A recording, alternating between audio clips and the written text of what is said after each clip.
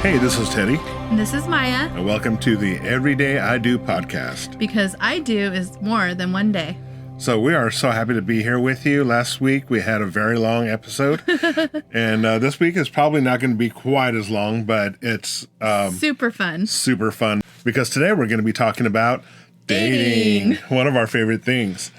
And so we're just going to get into a little bit about what we do, and then we also want to share a little bit about what it means, dating your spouse from a biblical perspective. It was like last week, I just happened to ask my wife, what would be a perfect date for you? And what did you say? Well, I had to think about it for a minute because sometimes I think it's just, going out to dinner and spending time together. But then Teddy had some better ideas.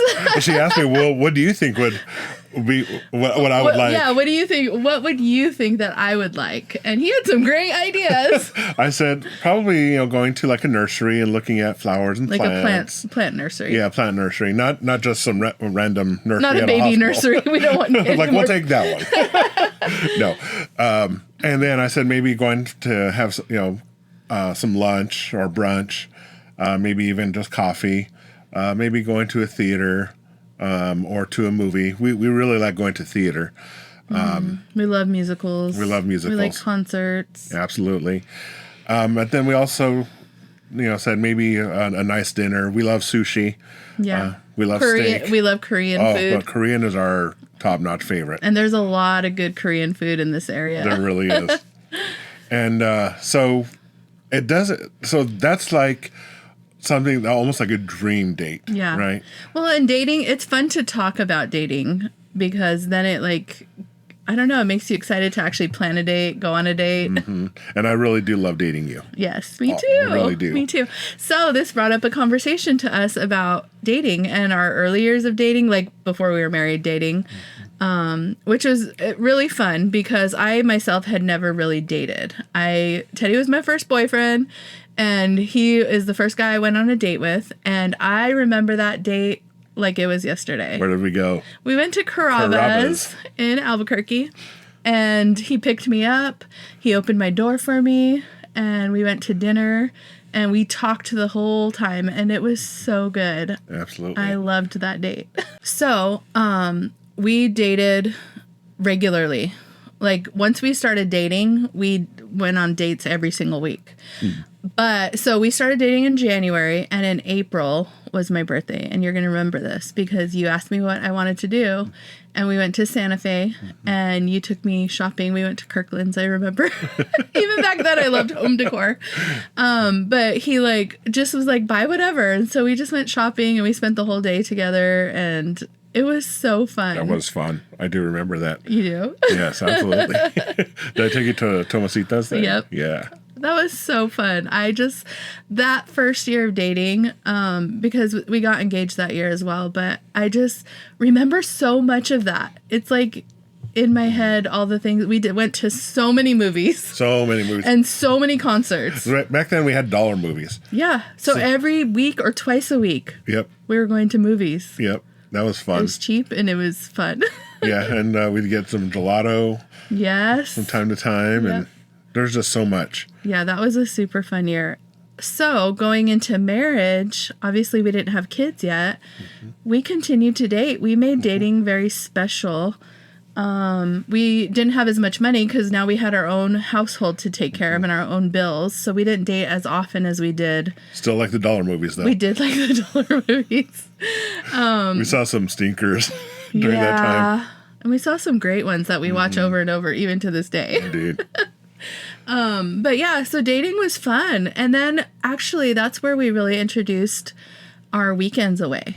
Because we would plan a short trip and we'd go to Colorado or we'd go, just somewhere for a night or two. Yep. And we established that early on that we were going to do some overnight dates. Yeah. And we didn't know back then that we were going to carry that on well into all these years. And it's been so we're going to talk a little bit about those Absolutely. too. But we want to talk about just how important it is to date your spouse. And so men, you really need to date your wife. you really need to put in an effort to say, hey, you want to go out this Friday, or, just plan it. It makes her feel so special and like she's seen beyond just the everyday mundane things that we do, because we get trapped in this life of mundane things. Absolutely. But here's the secret. It doesn't have to cost a lot of money to go on a date. It does not. A lot of times our dates are driving around and getting a drink. Yep. Well, a drink means like a coffee drink. Yeah.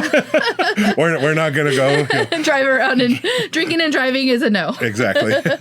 So, I mean, we've gone to the park and read a book together.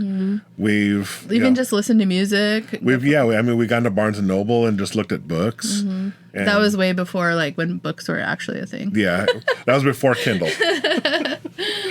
But there's a lot of things that we've done that doesn't have to cost a lot of money. And all it really is just spending time together. It is spending that one-on-one, face-to-face time, and actually talking, communicating. It's funny because back then, obviously, we didn't have phones when we were first dating. I mean, we did. We had cell phones, but they weren't smartphones. And so we didn't have that distraction that we have today. And so a lot of times we would literally just talk the entire time. And so today we have that added distraction that we have to purposely, intentionally set aside. And that's the key word, intentional. Yeah. You have to be intentional in dating your spouse. And it's so important. And so talk about, babe, what it was like when we had children. Yeah. So one nice thing was my mom was very good about offering babysitting. And so pretty much anytime we wanted to go out on a date, we had childcare. And so that's a big deal because childcare can be an issue. It can get expensive. And one of the things that we've always seen people do or have done is trade childcare with another couple. Yeah. So that both of you can go on dates. And if you take the hard things out of the equation, which is usually, well, it's time, money, and childcare, I would say are the three hard things that that stop you from dating. Yeah. So you just have to be intentional about those things. Absolutely. And then what about when dating with older kids? Yeah, that one's easier, I think, because our kids are old enough now to stay alone for, well, we have a 20-year-old, so she can watch them. But if she's working, even our younger kids can stay home alone for a couple hours. And so it's a little easier to date now. Yeah. Our dating right now looks a little bit different. I mean, sometimes when we're running to the store, first thing that we say when we get in the car is, we're on a date. So that is true, though, because anytime we're alone, we get in the car and we're alone, we feel like we're on a date because we don't have anything distracting us or anyone. And we can just chat or just listen to music and like enjoy, driving and listening to music. So I love that. And sometimes we'll, not only just run to the store, but, we might grab a lunch somewhere or, just go, to Target or just someplace that we can just somewhere fun and out of the ordinary. So we still window shop. Yeah. Yeah. We still go to do things like that. Yeah. All right. So what we want to do now is we want to talk about what dating looks like from a biblical perspective. So the Bible doesn't really use the modern term dating your spouse, but it does emphasize continuously pursuing and cherishing your spouse through love, intimacy, and mutual delight, as shown in verses like Genesis chapter 2, verses 23 through 25, which speaks of becoming one flesh, and Proverbs 5:18 through 19, which encourages rejoicing in the wife of one's youth. I love what the Bible has to say about loving each other. Obviously, biblical marriage is a biblical covenant that God, in those verses it talks about exactly what he intended marriage to be, becoming one flesh, enjoying each other, like in Proverbs. And in Song of Solomon, if you've ever read Song of Solomon, it really describes a passionate love between a married couple. And so when you date your spouse, you are being intentional that you guys are priority to each other. And it can bring up like those old feelings of like, oh, we used to like have fun together. We can have fun still together. And one thing that we did before we had children is that we actually took dance lessons. We did. That was ballroom fun. dance Ballroom lessons. dancing. We learned the tango. We learned the Salsa. Yeah, we learned salsa. I'm trying to think what else. It was so fun. I think we went for like once a week for 12 weeks. And we were like the youngest couple. Everyone else was really, really old. It was so fun. That was a really good thing we did. Absolutely. So Genesis chapter 2, verses 24 to 25 says, "Therefore a man shall leave his father and mother and be joined to his wife, and they shall become one flesh. And they were both naked, and the man and his wife, and they were not ashamed." So we want to talk about the pursuit of intimacy. And the principle of one flesh here in Genesis suggests a continuous pursuit of a loving, intimate union that involves both conversation to connect souls and lovemaking to connect bodies. And these are two very important things in marriage.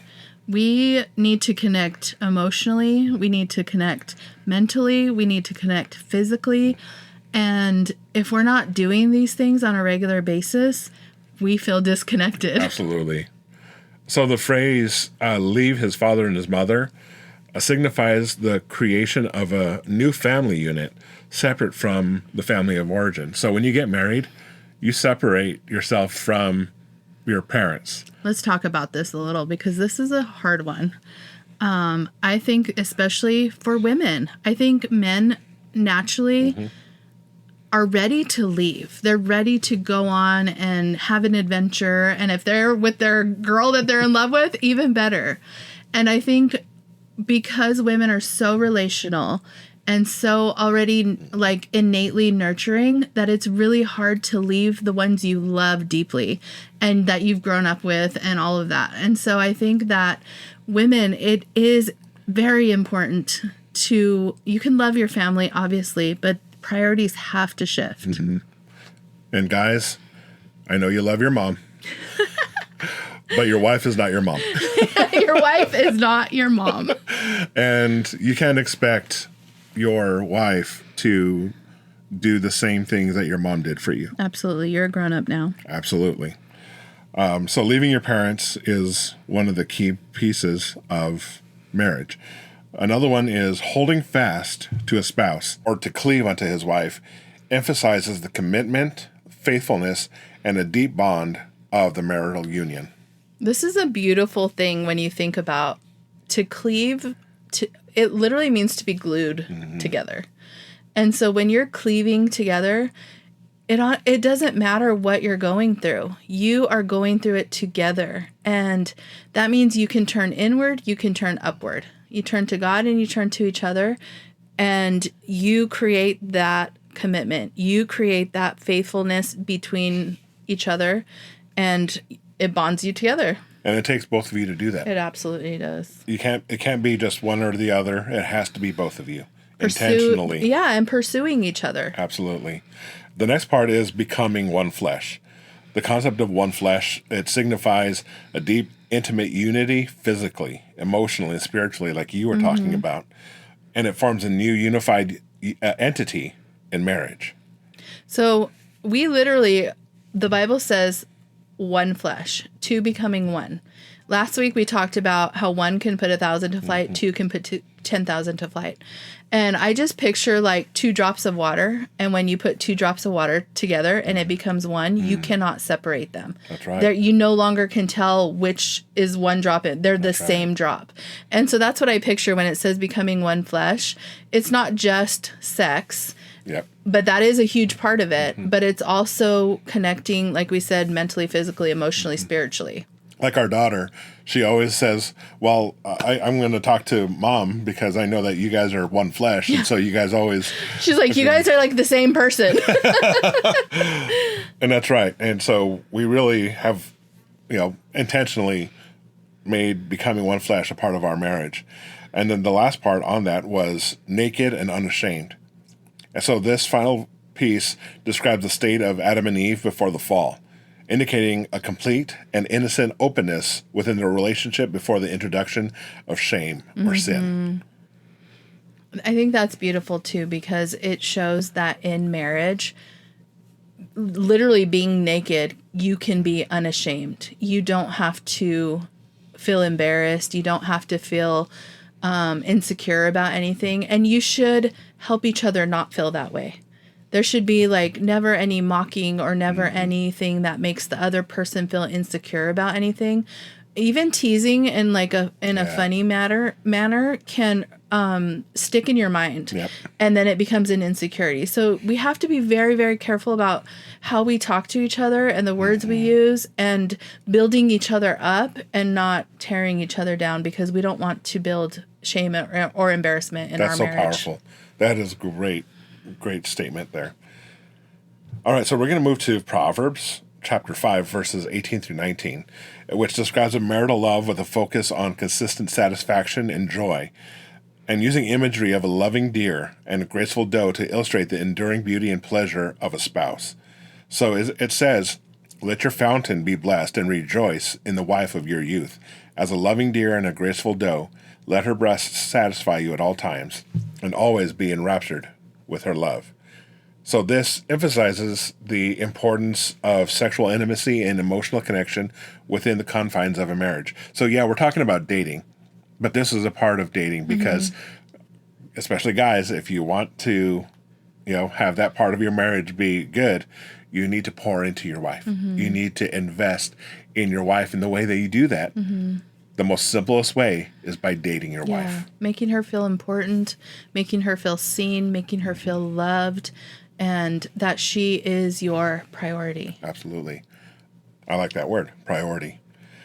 So in the script, we're going to break down the scripture a little bit. It talks about joy in one spouse. So that encourages husbands to find joy and delight and satisfaction with the wife of their youth. It doesn't matter how old you are. If you just got married yesterday and you're in your 50s or 60s, right?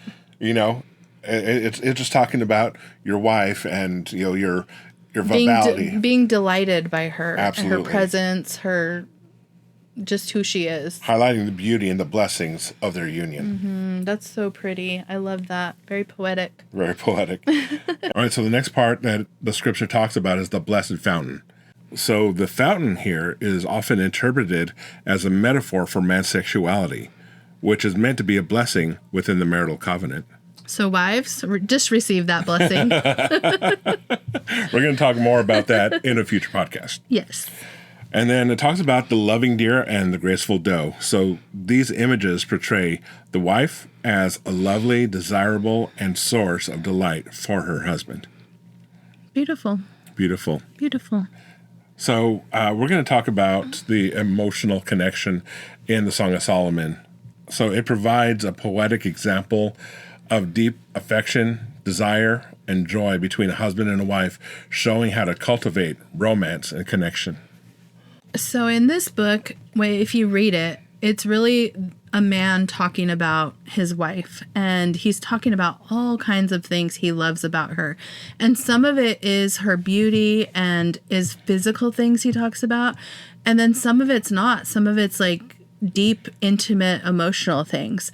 And so I think part of it is having that emotional connection where you know that you're desired, you know that you're loved, you know that you're cherished. And it's one of those things that we maybe don't think is important, but then when you don't have it, you miss it. You feel neglected.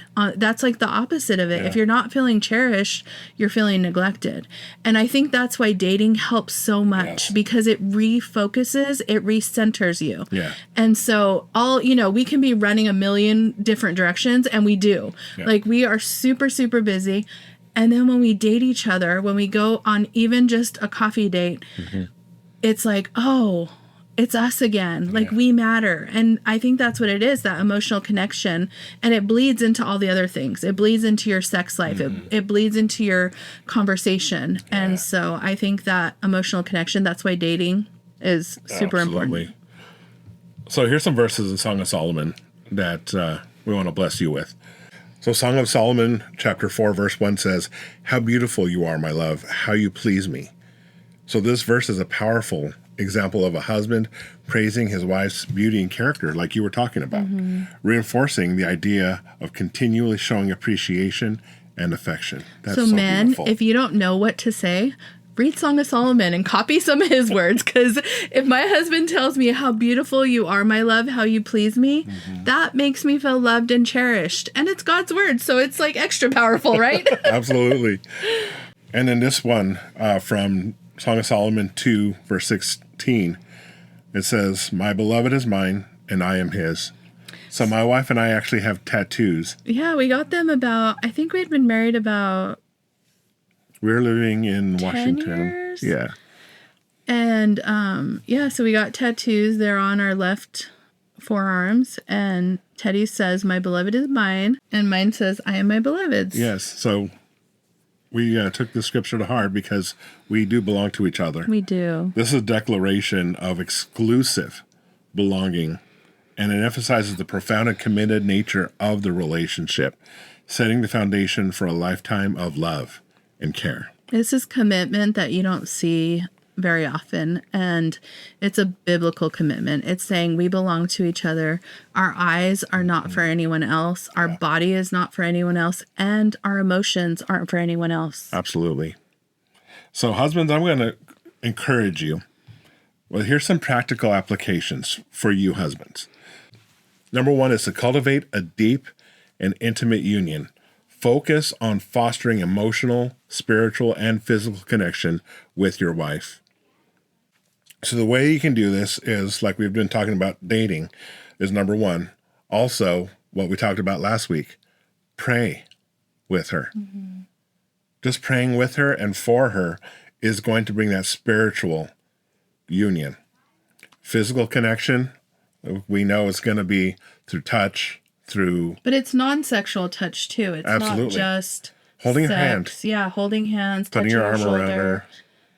just a kiss on the forehead. Just A showing boop on the her. nose. A pat on the butt while she's cooking dinner. There's nothing wrong with that if you're married. So yeah, those are all things that you can do to cultivate that deep, intimate union. Date her, bring her flowers, and or whatever. If she doesn't like flowers, bring her some meat, A plant. some cheese, some chocolate, whatever. But just let her know that you are thinking about her. Yeah, exactly. Which leads into the next one is to continue to woo her. You pursued her when you were dating. Yeah. Right. You went after her and you were opening her door. You were, being a gentleman. You were... Teddy opened my door for like 5 years until we had kids, and then it got a little impractical. But he literally, for the first 5 years of our relationship, opened my car door. Yeah, I'd be putting in the baby. My wife would just be standing there waiting for me to open her door. That was a little awkward. Yeah, she's like, "I'm not doing this anymore." I put an end to that. He did not. But when we go on dates, Yes. I do try to open Yes. the door as much as I can. Yes. And we are teaching our son to be a gentleman and open the door. So just as you pursued her when you were dating, continue to be intentional by showing affection, expressing love, and making her feel cherished. One of the things we do often with, when we're with kids or not, is hold hands in the car. Like just reaching out and like touching each other's hands. It's just a connection. Yeah. Like we feel connected. Absolutely. And if we kiss, our little girl always says, "Ooh." And that's another piece of this is that if you have kids, they need to see their mom and dad doing be these kind of things. affectionate. Be affectionate. Yes. Holding hands. They all know what our song is. And so when it comes on, they're like, "It's your song." Yeah. And so, like being that example of showing them connection, even if you're not a super physical person, or That's not your love language. Yeah, or you're not demonstrative in that way, because some people aren't. I mean, I feel like we kind of are. Yeah. We're like huge PDA, but just like we'll like kiss or hold hands. Yeah. Touch each other's butts or whatever, and our kids are very used to that. It's not weird to them, but I think they enjoy seeing us be playful with one another and connect in that way. And I think it brings security to them as well, knowing that their mom and dad are in love. Yeah. That that they're not going to be splitting up at any time soon, kind of thing. Yeah, definitely security. And the last one is be a diligent partner. Nurture your one flesh, like we talked about, being one flesh with your spouse. Nurture that by actively participating in the relationship. And that means, setting some time aside to date or just to talk. I think we talked about in one of our podcasts how we implemented couch time. Right. You know, when you would come home from work, we would sit down on the couch and just have a catch-up session. And it's just a way of connecting, putting yourself back in each other's day and kind of knowing what went on in that day. And then it just connects us again. Yeah. Everything in life is trying to disconnect us. So we have to be very purposeful, very intentional about reconnecting. Absolutely.